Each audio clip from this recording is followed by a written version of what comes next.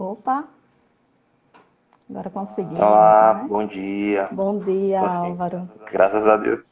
A gente teve algum probleminha aqui, gente, mas a gente já vai começar aqui o nosso bate-papo com o professor Álvaro. Novamente, né? Bom dia aos nossos seguidores, a quem está nos acompanhando aqui pelo Instagram da UERN Oficial. Meu nome é Yusca Freire, eu sou jornalista, trabalho na AGECOM UERN, sou mestre em Ciências Sociais e Humanas pela UERN e lhe convido para participar conosco dessa live especial.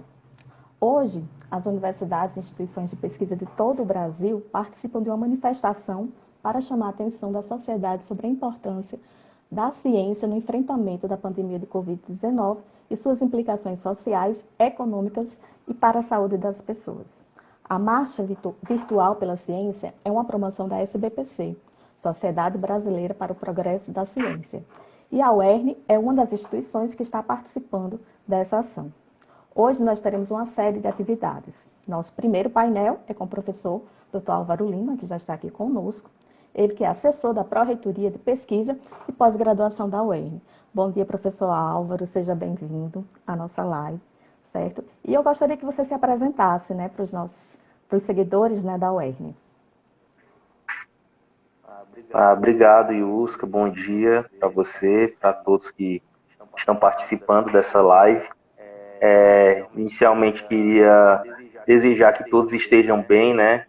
A gente, embora estejamos separados fisicamente, né, mas a UERN nos une, né, de várias formas, e essa é uma forma da gente se manter ativo, né, militante também em favor da ciência. Então é importante a gente estar podendo participar desse momento. A gente agradece também essa oportunidade. Então, falando um pouquinho de mim, né, quem sou eu, Álvaro Lima. Eu sou natural de Fortaleza, fiz minha graduação em farmácia na Universidade Federal do Ceará, concluí o meu curso em 2003 e fiz aquele processo meio que emendando uma coisa com a outra. Assim que eu terminei a graduação, fiz um mestrado em Bioquímica e Biologia Molecular e em 2005 terminei o mestrado e emendei com o doutorado, também fiz em Bioquímica e Biologia Molecular, todos eles lá na Universidade Federal do Ceará. Em 2010 eu ingressei no quadro docente da UERN, fui professor lá do campus de Caicó até o ano passado, né, até o ano de 2019. Nesse período eu tive a oportunidade também de ser o diretor do campus lá por 5 anos e estou desde o ano passado também como professor da FACS e assessor de pesquisa lá da Propeg. Né? Então, assim, de uma forma bem resumida, esse é Álvaro. Certo, Álvaro, mas me fala assim, essa sua relação, né, com a pesquisa, você se dedicou durante vários anos, né, na sua formação, mas assim, o que lhe motivou realmente assim a se tornar um cientista? Você teve algum incentivo, alguma inspiração? Sim, na verdade, eu acho que um ponto de partida, né, para qualquer cientista, qualquer pesquisador, é que normalmente são pessoas curiosas, né, que gostam de entender o porquê das coisas acontecerem, né. Então, eu sempre gostei de estudar, sempre fui um aluno bem dedicado, e logo quando eu ingressei na universidade, logo no segundo semestre, eu procurei um laboratório lá, me engajei, e desde o segundo período eu fiquei inicialmente como voluntário nesse laboratório. Então fiquei lá uns 6 meses mais ou menos, fazendo um trabalho voluntário, mas já como uma forma de estar aprendendo e estar se engajando naquele grupo de pesquisa. Depois desse período, um bolsista saiu, eu acabei ficando com a bolsa dela, e aí tive bolsa de iniciação científica, né, que é o primeiro passo para a gente se tornar um cientista, né? Então tive essa bolsa durante toda a minha graduação. E depois da graduação, mestrado, doutorado também, sempre enquanto bolsista, né, da CAPES, né, que foi quem me financiou durante esse processo. E também tive a oportunidade, durante o ano de 2006, 2007, de ganhar uma bolsa da União Europeia para poder estudar em Portugal. Eu fiz uma parte do meu doutorado lá na Universidade do Minho, em Braga, então, basicamente, essa minha trajetória científica, né? Uma das coisas, como você falou, né, eu coloquei a questão da curiosidade, obviamente, mas o que me movia no início era exatamente tentar encontrar soluções, buscar soluções para problemas que afligiam, né, uma parte da sociedade e tentar encontrar respostas, né? Obviamente que a gente não vai conseguir ser o salvador do mundo e descobrir a cura de tudo, mas, enfim, dentro das nossas possibilidades, nossas limitações, a gente está tentando trazer respostas, né, para a sociedade, encontrar soluções para problemas do dia a dia das pessoas, né? A senhora tocou num ponto interessante, né, professor Álvaro, porque a ciência, ela não está mais restrita aos muros das universidades, aos laboratórios, ela está, assim, tem uma importância fundamental na sociedade, e cada vez mais, e agora com essa pandemia de Covid, a gente vê a importância, né, dos cientistas, e como eles estão contribuindo, não só da área da saúde, né, principalmente da área da saúde também, mas elaborando estudos, vendo projeções de crescimento econômico. Então, a ciência está em tudo, não é isso? Não, é verdade. Uma coisa que tentam fazer, né, é às vezes tentar fragmentar, segmentar a ciência, querendo às vezes valorar mais ou menos uma determinada área. Uma coisa que a gente tem que entender é que as várias pontas da ciência, né, essas várias vertentes, elas acabam se encontrando, né, se entrelaçando e trazendo as respostas que a sociedade precisa, né, quando a ciência é provocada. Então, assim, a gente está diante de um problema complexo, que é esse enfrentamento à Covid-19, e aí dentro desse enfrentamento a esse problema, a gente tem várias vertentes atuando em conjunto. Então, a gente tem profissionais da área de epidemiologia que tentam entender o comportamento do vírus, como ele atinge determinados grupos populacionais, determinadas áreas, determinados grupos de risco. A gente tem outros grupos que tentam entender o mecanismo de infecção viral, outros que buscam novas medicações, novos esquemas terapêuticos. E temos também as pessoas que estudam os impactos econômicos, sociais, o aumento da violência doméstica. Tudo isso tem que ser levado em consideração durante esse contexto de pandemia. Então, são áreas distintas de estudo, mas que se completam, né, durante desse cenário e tendo que dar respostas rápidas, né, já que o tempo urge, né, todo dia está morrendo gente, a ciência tem seu tempo, né, não é algo que a gente consiga, no estalar de dedos, produzir resultados, mas os cientistas estão tendo o desafio de ter que trabalhar com um ritmo bem acelerado para tentar achar essas respostas, né? Certo. Professor Álvaro, daqui a pouco a gente retoma essa questão da Covid, porque, só para lembrar aqui, ó, a quem está nos seguindo a partir de agora, o tema, né, do nosso painel é como se tornar um cientista, né? O senhor já compartilhou a sua história, né, sua trajetória pessoal, e eu queria que o senhor destacasse, assim, quais as principais características. O senhor já falou da curiosidade, não foi? Para se tornar um cientista, mas também é preciso muita persistência. É importante deixar isso claro. Não é muita dedicação, são anos de estudo. Quais são as outras características? Então, são várias coisas assim. Vamos dizer que não existe assim aquela fórmulazinha mágica, mas que existem algumas características que, obviamente, o cientista tem que ter. E, como a gente falou, a primeira delas é a questão da curiosidade. Isso aí é fundamental. A paciência, persistência também são muito importantes. Por quê? Porque muitas vezes os estudos levam meses, anos. Às vezes você passa semanas trabalhando numa determinada coisa e aquilo não dá certo, né? Aquele experimento, aquela experiência não dá certo. Então, assim, é é um exercício também de paciência, de resiliência, né, que o cientista tem que estar desenvolvendo. Aqui no Brasil, o cientista ainda tem um desafio a mais. Tem que ser criativo. Por quê? Porque nos países de primeiro mundo, a gente tem mais recursos, então a gente tem acesso a equipamentos, a materiais, tanto com mais velocidade, né, como pela questão aquisitiva você consegue comprar. Aqui a gente tem essas limitações financeiras, obviamente, do nosso país. Então, o cientista tem que saber, tem que ser criativo para tentar, de certa forma, contornar esses obstáculos, né, esses empecilhos que as condições econômicas do nosso país, né, acabam gerando, né.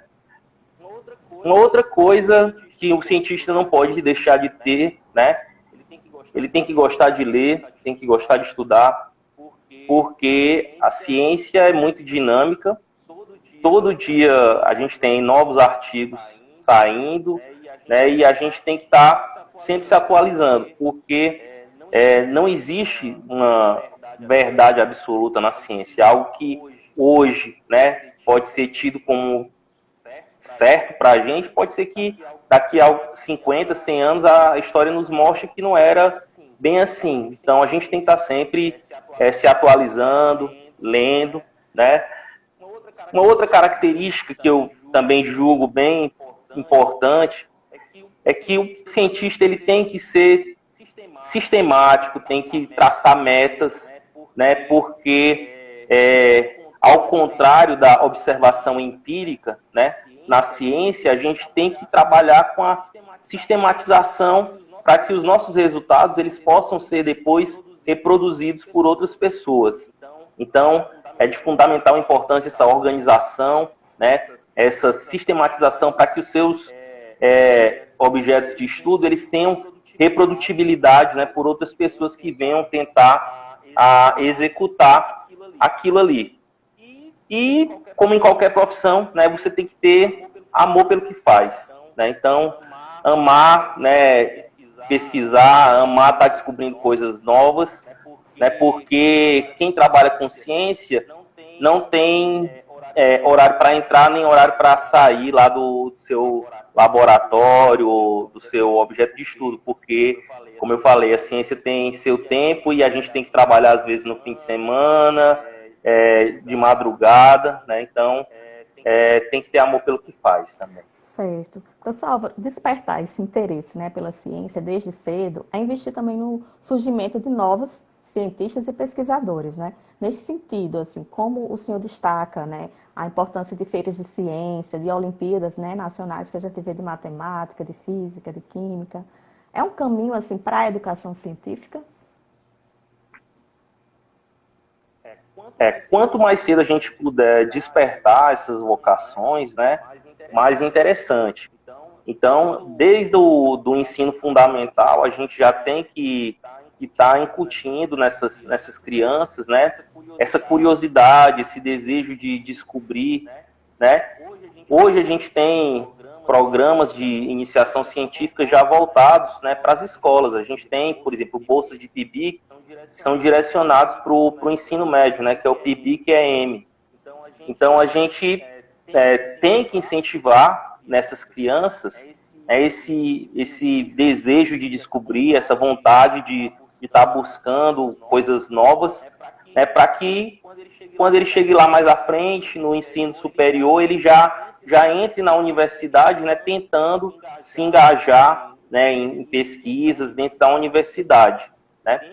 Dentro das universidades, das instituições de ensino superior, a gente tem os programas, né, de iniciação científica, onde os alunos recebem, né, uma bolsa, né, uma ajuda, para estar também fomentando a formação desses pesquisadores do futuro. Né? Como eu falei para você, eu comecei como bolsista de iniciação científica, né, e segui aí toda a minha trajetória, né, e se não fosse essa bolsa, esse incentivo que eu tive lá no início, talvez essa minha jornada tivesse sido outra, né? mas é importante a gente estar fomentando, né, esse interesse pela ciência desde cedo nas nossas crianças.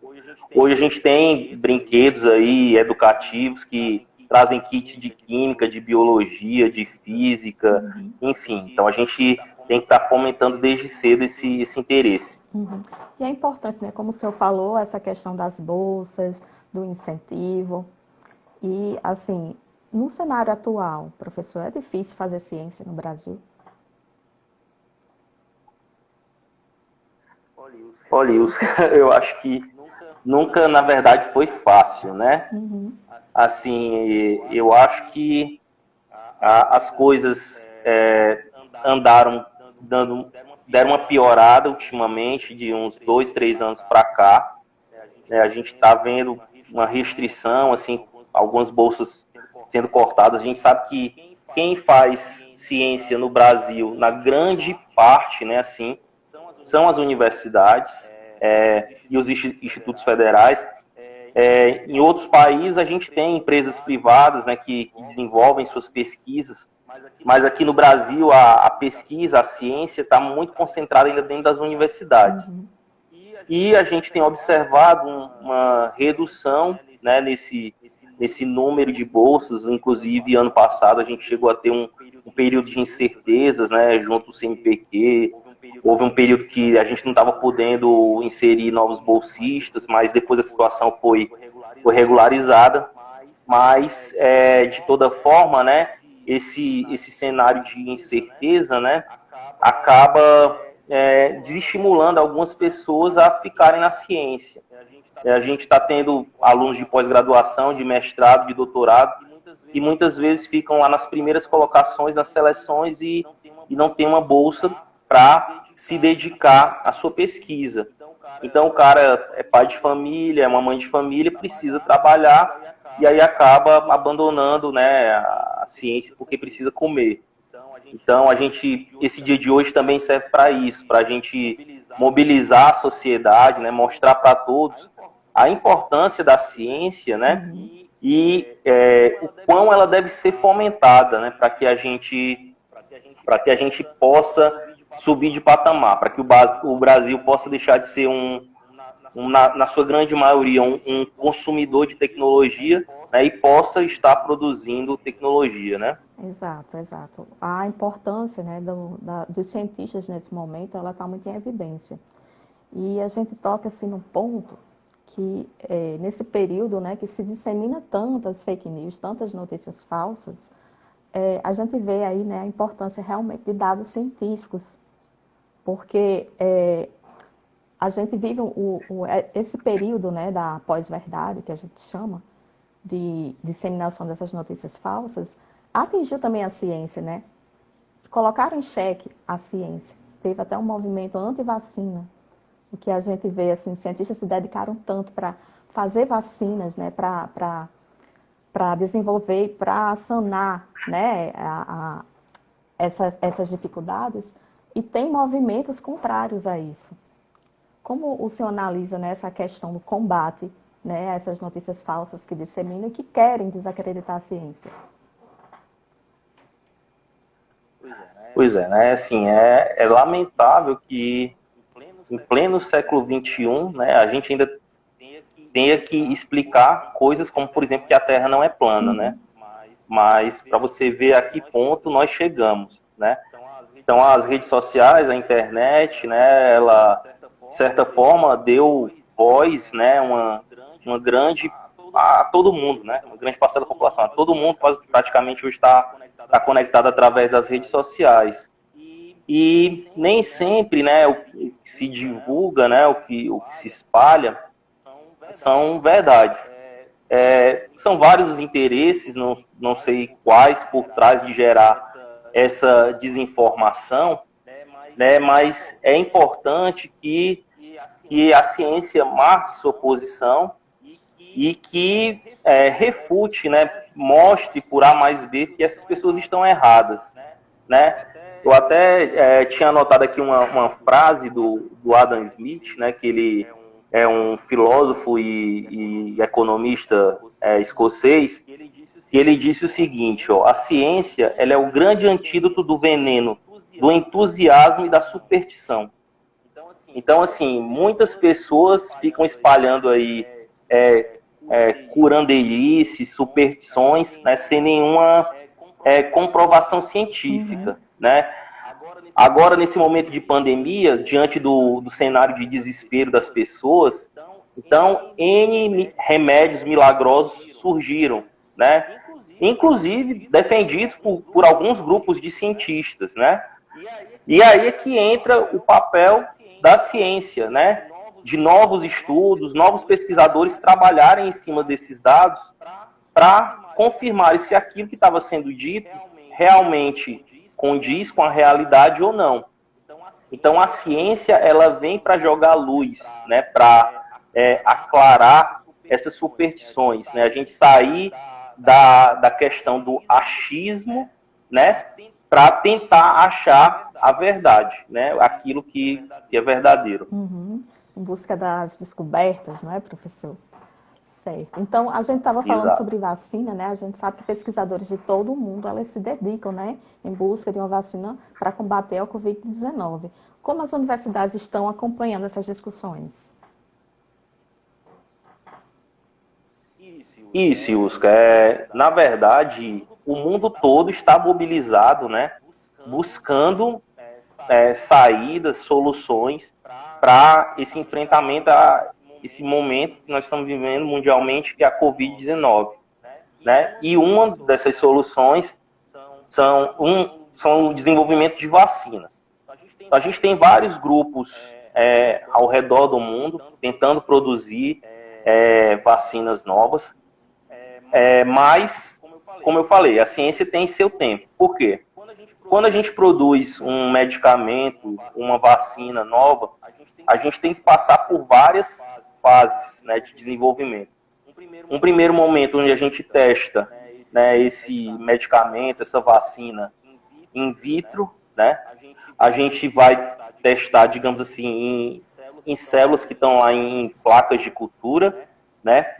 Depois a gente testa em animais para ver se realmente aquilo ali que está sendo testado é seguro. Só posteriormente, mostrada essa segurança e resultados positivos, é que a gente vai passar para testes em humanos.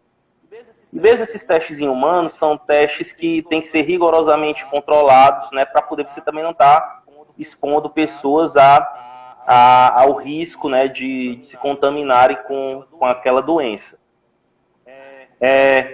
A gente tem pressa, a gente sabe que quer uma vacina o quanto antes, mas pelo que eu tenho escutado, que eu tenho ouvido, né, de vários pesquisadores, é que provavelmente a gente não vai ter uma vacina para o coronavírus nesse ano de 2020. Provavelmente a gente vai levar ainda de 1 ano a 1 ano e meio para que a gente tenha uma vacina produzida em larga escala e disponível no mercado.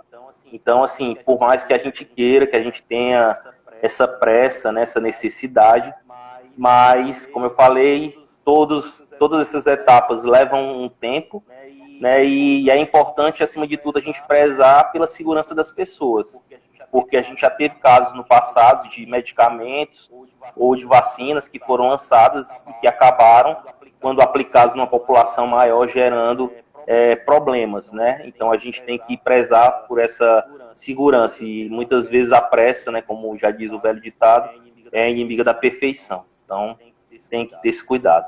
Certo, mandar um alô a todo mundo que está acompanhando a gente, tá? Alguns colegas da UERN já passaram por aqui, professora Cecília, professor Esdras, estou vendo o Ismael, que vai estar logo mais às 14 horas também no painel com a Aline Linhares, certo? E eu gostaria de dizer para quem está nos acompanhando, né, esse bate-papo aqui com o professor Álvaro Lima, se quiser fazer alguma pergunta, é só colocar aqui na caixinha que eu leio e o professor responde, tá?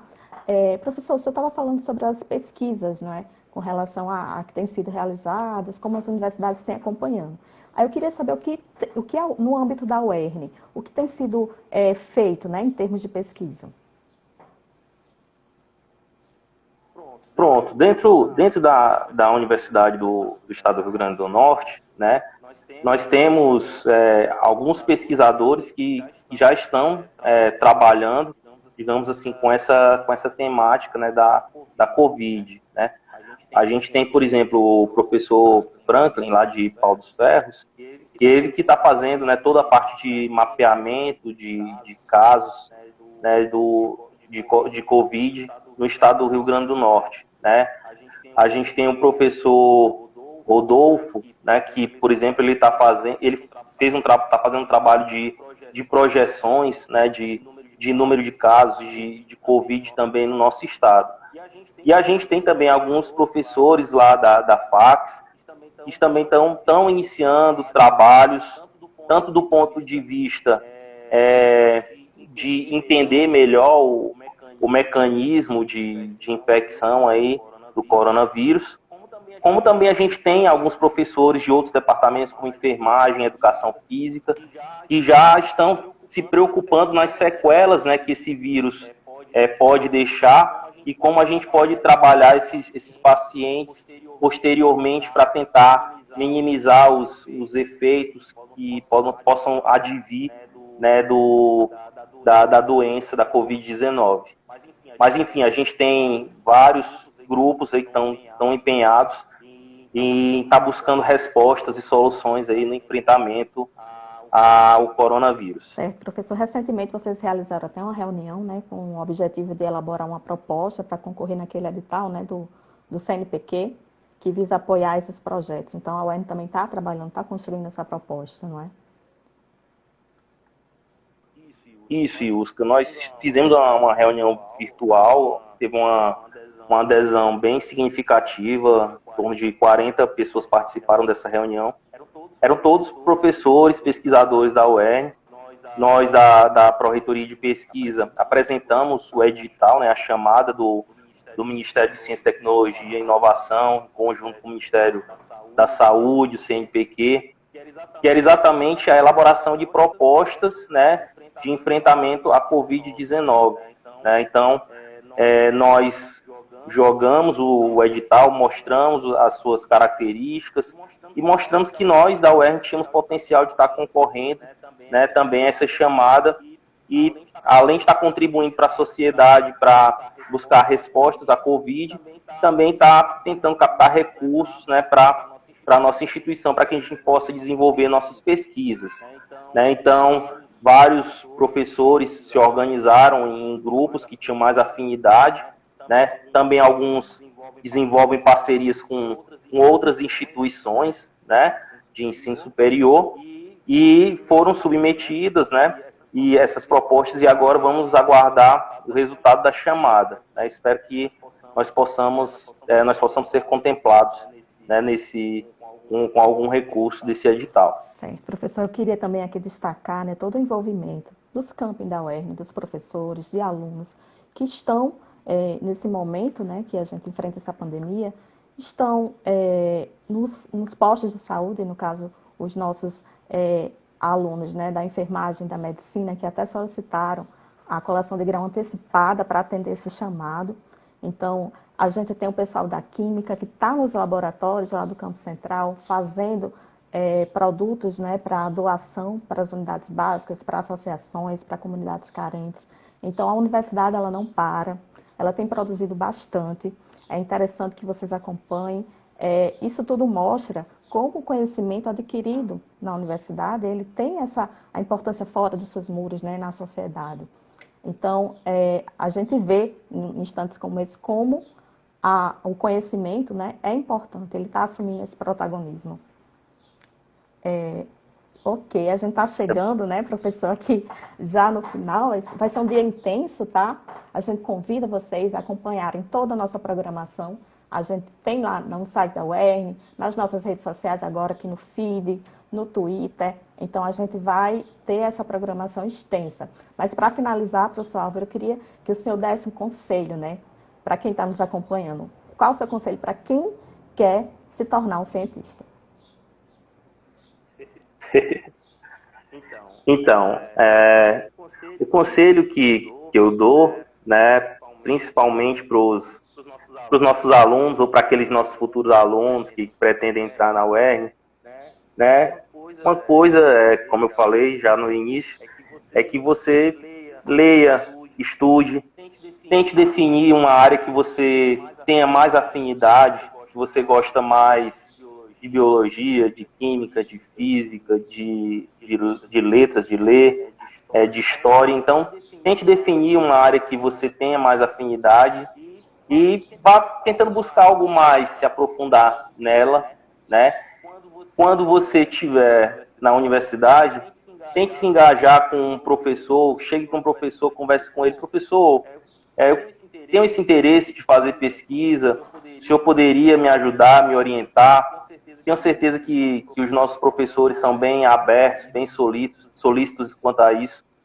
Então, procure um professor que você já sabe que tem essa proximidade maior com pesquisa, e tente se engajar nesse grupo, né, que com certeza você vai ter uma trajetória de sucesso aí pela frente na ciência, né? Então, seriam basicamente esses conselhos que a gente poderia dar. Certo, destacar aqui o recadinho da professora Cecília Maia, ó. Fique em casa, aproveite para estudar tudo que for possível nesse isolamento social. Temos inúmeras palestras, cursos, eventos online, é isso mesmo, professora Cecília. A gente tem que aproveitar o foco, disciplina, curiosidade, leitura, planejamento. Olha só, Cecília Maia, tá? Nossa chefe de gabinete, para mim é um exemplo de cientista, tá? É um exemplo de mulher que se dedicou muito jovem, já foi para pós-doutorado. Então, um abraço, professora Cecília, estou com saudade. Um abraço virtual, não é? Que a gente está aqui no conforto do meu lar, para o conforto aí da casa de vocês. Eu faço minhas as palavras da professora Cecília, fique em casa, se você pode, tá? Nesse momento, mas aproveite esse tempo. Mandar um alô também aqui para a minha chefa Luziária, que chegou agora. Deu certo, chefa. Ok, gente. Então é isso, professor. O senhor quer destacar mais alguma coisa? Não, Yuska, queria mais uma vez agradecer, né, a oportunidade e também reforçar aí, né, o apelo, né? Vamos ouvir a ciência, vamos ficar em casa, vamos deixar o achismo, o empirismo de lado, né, e vamos ouvir o que os cientistas têm a falar. Então, a melhor forma da gente se proteger as pessoas que a gente ama, né, é ficando em casa, porque, como eu falei, ainda vai demorar um pouco a vacina, os remédios que estão sendo estudados, nenhum ainda se mostrou de fato eficaz, né, para esse vírus terrível que está nos assolando. Então, vamos ouvir a ciência e vamos ficar em casa. E como o dia hoje é de marcha, né, então também deixar aqui o convite, né, a todos que estão participando dessa live. Vamos subir lá as hashtags, né, em favor da ciência, né? Vamos marchar em favor da ciência, porque na hora que nós estamos sendo chamados, nós estamos tentando responder, né, da melhor forma possível. Então, vamos marchar em favor da ciência durante todo o dia de hoje e assistir o restante da programação. É isso, obrigada, professor Álvaro. Foi um imenso prazer, tá, dividir essa janela com o senhor. Tá? O senhor está cheio de fãs aqui, cheio de comentários, tá? Muito merecedor. Obrigada, professor Álvaro. Lembrando, às 14 horas, a gente tem um painel sobre o papel da iniciação científica no fortalecimento da ciência, com o técnico da Propec, o Ismael Nobre, com a apresentação da minha colega, Aline Linhares, tá? Da GECOM. Vai ser mais tarde. Confira toda a programação da Marcha pela Ciência no nosso feed e no site da UERN, tem lá toda a programação. Eu vou tentar aqui para encerrar, colocar um vídeo aqui com toda a programação que vai rolar hoje, ok? Obrigada a todos, nos acompanhem, tá? Mais tarde, né, durante todo o dia a gente vai ter programação também nacional, né? E fique conosco. Obrigada, fiquem em casa e se cuidem. Tchau, professor. Tchau, Yuska. Um abraço, gente. Fiquem bem. Tchau, obrigada a todos.